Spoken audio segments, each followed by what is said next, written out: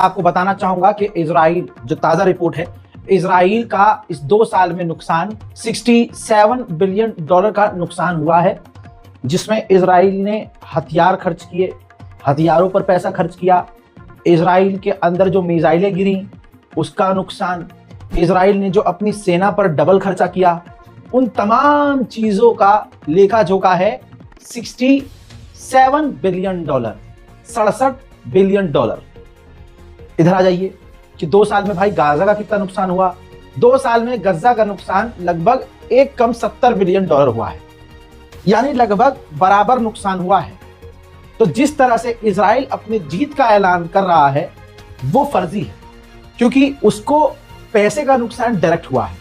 उसने हथियारों पर खर्च किया, हथियार तो फट गए, खत्म हो गया। गाजा का जितना नुकसान हुआ लगभग वैसा ही नुकसान इजराइल का हुआ। यह बात अलग है कि गाजा को बनाने में अब बहुत ज्यादा खर्चा होना है और सालों लगने हैं। बात ऐसे ही इजराइल की है। इजराइल को भी अपने उन तमाम हथियार तक, जितने हथियार उसके पास थे, खरीदने में, क्योंकि वो फ्री में नहीं लेता है, इजराइल को हथियार कहीं से फ्री में नहीं खरीदता है, तो उसको भी अच्छा खासा पैसा खर्च करना पड़ेगा उसी ताकत में वापस आने के लिए। फिर उसके बाद जो इजराइल का सबसे बड़ा नुकसान है वो उसकी इमेज का है।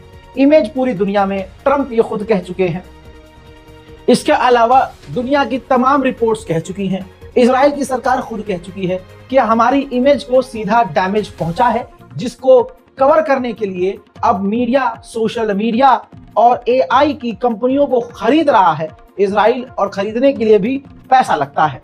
तो यानी इजराइल जो जीत का ऐलान कर रहा है असल में वो फर्जी है। पूरी दुनिया में इजराइल बदनाम हो गया है। एक बार फिर से जो मामला फिलहाल गरमाया था उस पर सफाई ट्रंप ने आगे आकर खुद दी है। व्हाइट हाउस में बैठकर नेतन्याहू पर टिप्पणी की है डोनाल्ड ट्रंप ने। डोनाल्ड ट्रंप ने कहा कि इजराइल वेस्ट बैंक पर कब्जा नहीं करेगा। सुन लीजिए। The West Bank is, don't worry about the West Bank. Israel's not going to do anything with the West Bank, okay? Don't worry about it. Is that your question? They're not going to do anything with the West Bank. Don't worry about it.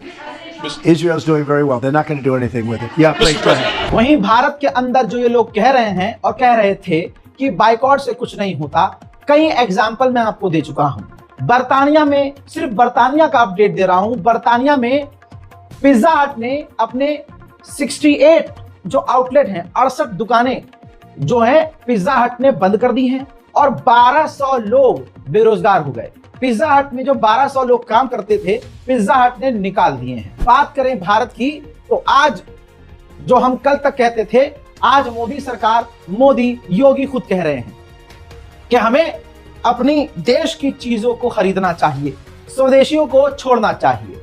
Direct America का तो नाम नहीं ले सकते, वो लोग हम तो ले रहे हैं।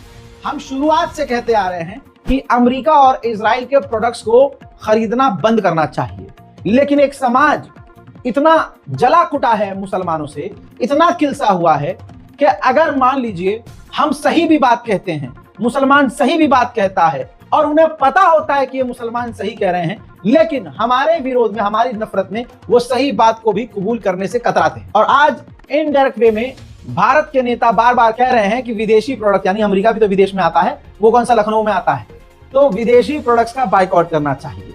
चलिए, देर आए दुरुस्त आए। उधर एक और मामला गरमाया हुआ है। इससे पहले के अपडेट में मैंने आपको बताया था, लेकिन ताजा अपडेट एक और आया है।